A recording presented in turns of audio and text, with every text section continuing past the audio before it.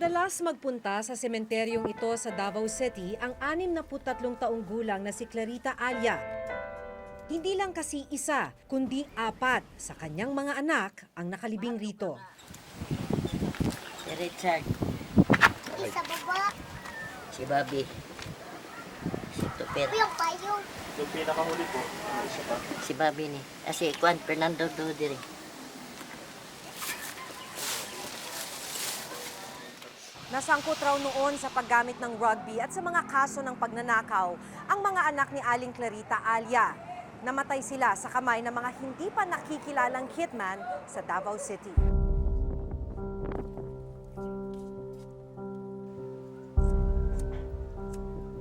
Unang pinatay sa saksak ang 18 taong gulang na si Richard noong July 17, 2001.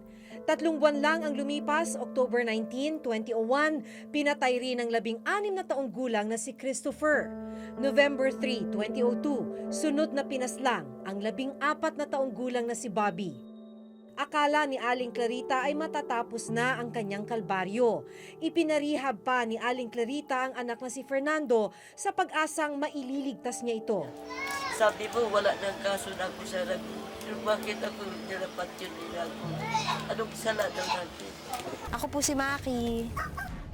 2004 nang una kong makilala si Aling Clarita. Noong mga panahong yon, buhay pa ang anak niyang si Fernando. Pero 3 taon matapos ang aming panayam, 2007, pinatay rin sa saksak ang 15 taong gulang na si Fernando. Mayroon naman tayong due process of law. Bakit hindi natin idaan sa ganyan? Yung ginawa nila, sinasabi nila nga, ang pinatay nila, kriminal. Yung ginawa nila, krimen din eh. Mahigit 15 taon mula nang patayin ang kanyang mga anak, wala pa ni isang suspect ang natutukoy o nahuhuli. So wala pa pong nakukulong hanggang ngayon. Wala pa nakakasuhan. Wala pa. Ni isa po. Isa-isa. Pinuntahan at sinulatan ng reporter's notebook ang PNP Davao para malaman kung may update o naging investigasyon sa kaso ng magkakapatid na Alia. Pero wala pa silang naibibigay na record sa ngayon. Dekada 90 nang magsimula ang serye ng pagpatay sa mga hinihinalang sangkot sa droga at iba pang krimen sa Davao. Naitala noon ang mga kaso ng summary executions sa mga hinihinalang kriminal. Binansagang Davao Death Squad ang mga nagsasagawa ng pagpatay. Sabi nila, walang didiin. Meron. Pulis yan. Sir, pulis. Para rin yung balon. Pulis yan. Didiin siya. Naggamit sa mga tao na padugam para ma-safety sila. Yan ang diskarte nila ngayon. Yan mga doon sa kanila. Wala naman sala sa kanila. Kabilang ang magkakapatid na Alia sa listahan ng unsolved killings ng non-government organization na Human Rights Watch. Sa report ng HRW at CHR, umabot sa mahigit 1,000 ang bilang ng unsolved killings sa Davao City mula 1990 hanggang 2012. I have to look at the statistics again. I think about 11%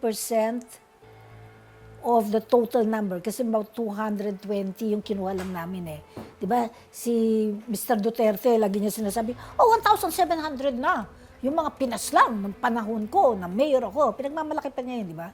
1,700. Ang ginawa namin, kumuha lang kami ng maliit na numero na natitiyak naming riding on tandem, may pattern. Sa pag-aaral na ginawa ng Office of the Ombudsman mula 2005 hanggang 2008, umabot sa mahigit 720 ang bilang ng unsolved killings sa Davao City. March 2012, sinuspindi ng Office of the Ombudsman ang 21 pulis Davao dahil sa papataas na kaso ng pagpatay sa lungsod. Ayon sa Ombudsman, may simple neglect of duty sa bahagi ng kapulisan dahil hindi nalutas ang mga pagpatay. Taong 2012 rin nang maglabas ng resolusyon ng CHR na nagsasabing may nakita silang probable cause at inirekomendang imbestigahan ng Ombudsman ang posibilidad na may pananagutan si Noy Mayor Duterte sa nangyaring patayan sa Davao City. Sa resulta ng investigasyon na ginawa ng Office of the Ombudsman noong January 2016, sinabi nilang walang ebidensya na na konektado ang pagpatay sa Davao City sa tinatawag na Davao Death Squad at hindi rin napatunayan na may kinalaman rito si nooy Mayor Rodrigo Duterte kaya inirekomenda nilang isara ang kaso. Inalam rin ng Reporter's Notebook sa Davao City Police kung ano ang kinalabasan ng kanilang investigasyon sa mga naiulat na pagpatay sa lungsod. Pero wala pa rin naibibigay na record sa amin. Sa isang text message na ipinadala sa amin ng Davao PNP, sinabi nilang kailangan muna nilang maghintay ng approval ng Regional Director bago makapaglabas ng anumang dokumento sa amin. Ilang beses na rin pinabulaanan ni Pangulong Duterte at ng kanyang mga tagapagsalita ang mga alegasyong siya ang nasa likod ng Davao Death Squad. Yung kalaban ko naman, every time may mamatay sa Davao, whether or not really killed by the police, or killed by the cohorts, or killed by the husband of his lover, if it was a gunshot wound, violent resistance, sa ibigay na yan sa akin. Kill, kill, kill. Ginamit sa eleksyon. Wala rin daw ni isang kasong naisampa laban sa kanya kaugnay ng DDS. Walang ebidensya. Baka puro aligasyon lang yan. Madali lang naman gumawa ng aligasyon. Pero kahit isinarado na ng ombudsman ang kaso tungkol sa pagkakaroon ng Davao Death Squad noong Enero 2016, ilang buwan lang matapos nito magaganap ang pagsisiwalat ng dalawang personalidad na nagpakilalang miyembro ng Davao Death Squad. Setyembre 2016, lumitaw ang nagpakilalang miyembro ng Davao Death Squad na si Edgar Matubato. Gusto kong mabigyan ng katarungan yung nagawa ko, pumatay ako ng mga tao para malaman ng taong bayan ang ginawa namin sa Davao City. Lumabas rin si SPO3 Arturo Las Cañas para pasinungalingan ang mga naging pahayag ni Matubato. Wala pong Davao Death Squad, Your Honor. Media hype lang yan. Pero kalaunan, binaliktad ni Las Cañas ang mga nauna niyang pahayag. Totoo po ang existence ng Davao Death Squad o DDS. Si Edgar po ay isa sa membro namin at isa po ako sa pasimuno nito. Sa kanilang testimonya, pareho nilang binanggit ang pagpatay ng DDS sa radio broadcaster na si June Pala at sa isang Gaudencio June Bersabal Jr. Do you solemnly swear to tell the truth? Nitong Lunes, muling humarap sa Senado si SPO3 Arturo Las Cañas. I would like to ask for an apology and an understanding. The reason, Mr. Chair, why I make my public confession last week, because of my desire to tell all the truth, not only because of my spiritual renewal, but the fear of God. Marapat lamang na maliban sa iyong salaysay, may maipakita pa kapang bukod at ibang ebidensya. Kung wala, ay maaring masayang lamang ang oras ng mga tao dito dahil baka walang kahinatnan ang isinasagawa nating pagdinig sa araw na ito laban sa sino mang mga taong idinadawit mo. Kabilang sa mga bagong detalyeng binanggit ni Las Cañas ay ang pagbibigay raw sa kanila ng utos ng anak ni Pangulong Duterte na si Vice Mayor Paulo Duterte. Ang sabi niya sa akin, pag dumating ang ban sa Davao, hulihin mo si Charlie Tan. Pero bago ako magadating, tumawag si Vice Mayor Pulong. Ang sabi niya sa akin, arbor ko na lang ni bro. Ako nang bahala kay Charlie. Sa isang pahayag, sinabi ni Vice Mayor Paulo Duterte na kagagawan ni Senador Trillanes ang pagkakadawit ng pangalan ng kanilang ama sa sinasabing summary killings sa Davao City.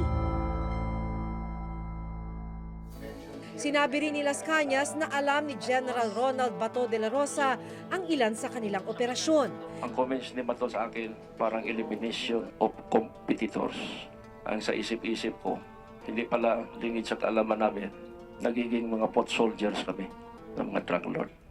Sa isang panayam noong Martes, sinabi ni De La Rosa na hindi muna siya magkokomento sa mga pahayag ni Las Cañas. Ipauubaya na raw niya sa Senado ang investigasyon. Hintayin na lang natin. Mahirap na. Nasa Senado na yung kaso. Sa aming pagbabalik, may physical evidence pang makukuha sa load quarry, for example, kasi sinabi hindi na yung original na may-ari nun, naibenta na niya, di ba? Pero palagay mo, may makukuha pa doon. Handa na kayong harapin yung mga kaso ninyo at makulong.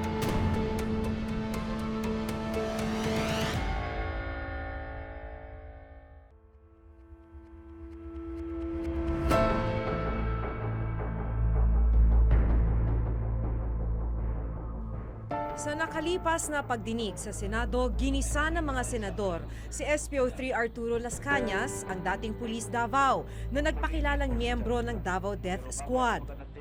Sa panayam ni Rafi Tima, hihimayin ang mga naging pahayag ni Las Cañas. Hinihintay lang namin yung susundo sa amin para makausap na itong si Las Cañas. Sabi nila, alas 7 ng umaga. Kami raw yung unang mga miyembro ng media na kakausapin itong si Las Cañas. Sa isang safe house, nakausap ng Reporter's Notebook si SPO3 Arturo Las Cañas.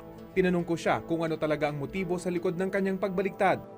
Binabanggit niyo lagi spiritual renewal, pero parang ayaw maniwala ng mga senador sa inyo. Pinagdududahan nila yung strength ng spiritual renewal niyo. Na-explain ko naman yun bakit ako nagsinungaling. Una doon is seguridad ng pamilya ko. Pangalawa, kasama ko yung pinaka-core group ko noon. Una sila si Sane Bilaventura, nandoon sila Jimtan, alam ko yung kapasidad nila eh. Pwede ubusin nila pamilya ko. And then 2 months away na lang, mag-retire na rin ako. Bakit nagbago ang isip ko is hindi nagbago. Meron na sa isip ko na one day talagang ipalabas ko ito.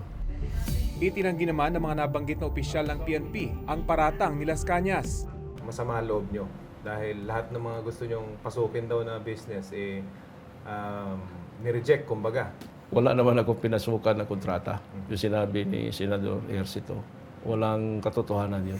Tinanong rin namin ang tungkol sa hindi pagkakapare-pareho sa kanyang testimonya, gaya ng detalye ng pagkakapatay sa pamilya ng isang Mr. Patasaha. Kaharap ka ba mismo ng ginawa o narinig mo lamang yung tunog ng suppressor? Narinig ko lang po. Napatay po ang buong pamilya sa harap ko using alin po ang totoo rito ngayon?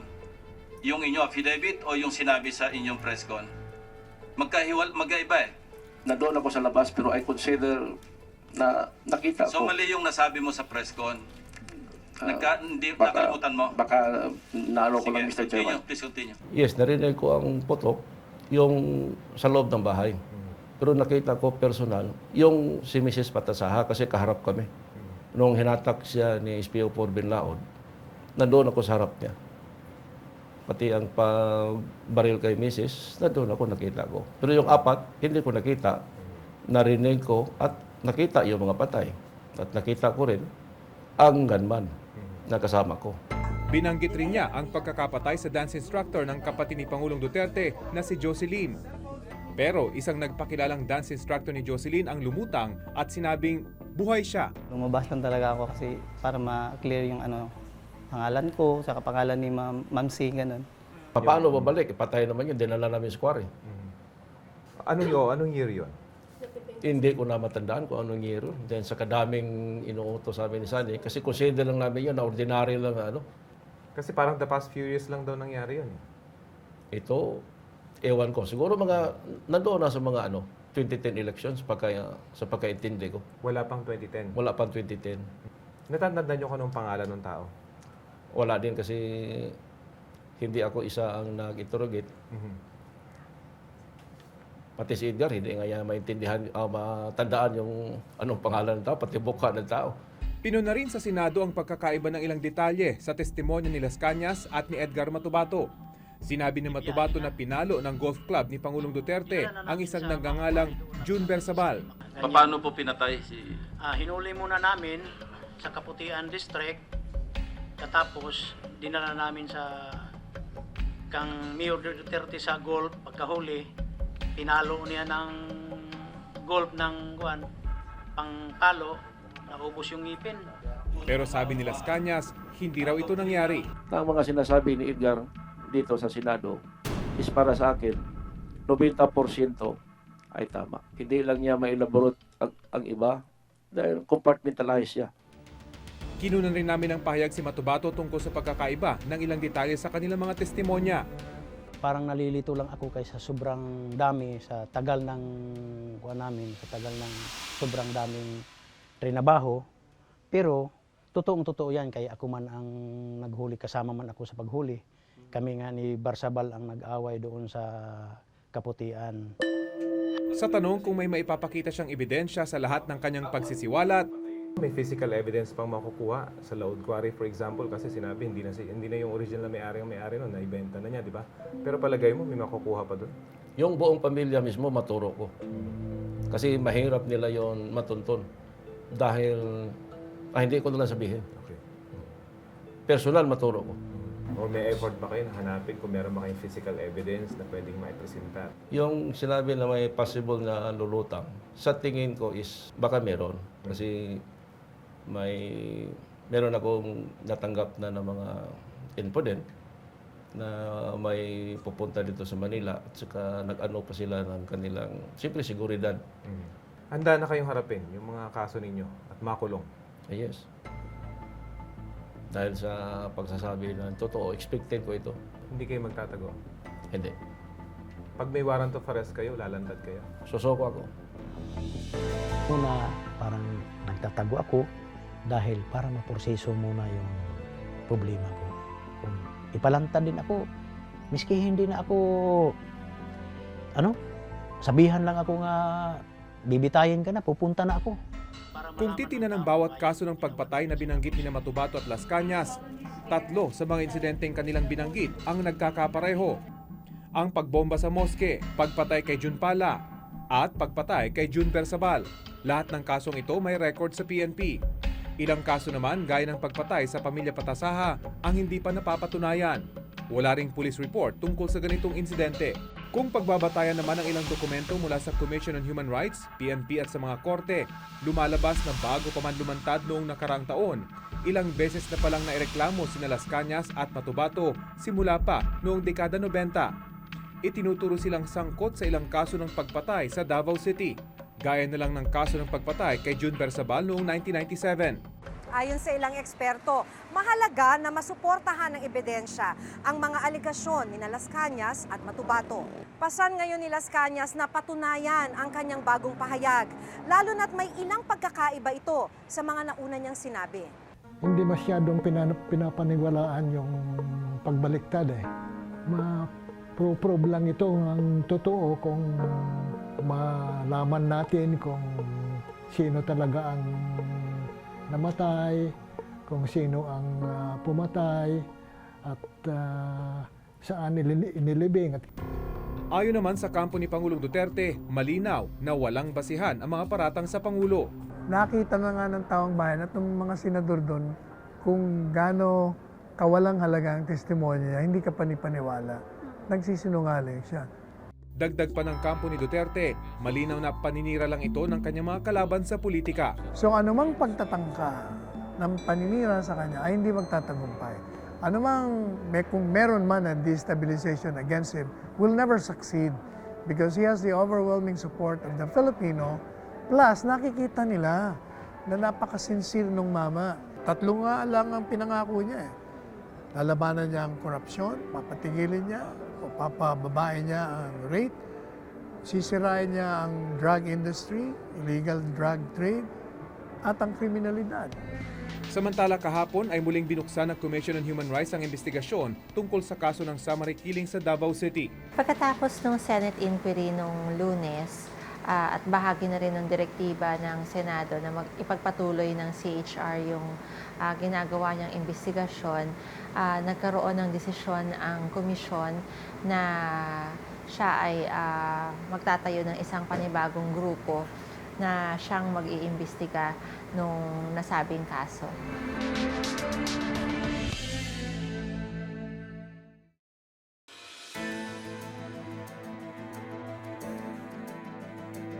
Sa paglutang ni Arturo Las Cañas at Edgar Matubato, muling napag-usapan ang mga kaso ng pagpatay sa Davao City. Para kay Aling Clarita Alia na namatayan ng 4 na anak, umaasa siyang hindi pa huli ang lahat para mabigyang katarungan ang pagkamatay ng kanyang mga mahal sa buhay. Hanggang sa susunod na Huwebes, ako si Maki Pulido. Ako si Rafi Timat, ito ang nakatala sa aming Reporter's Notebook.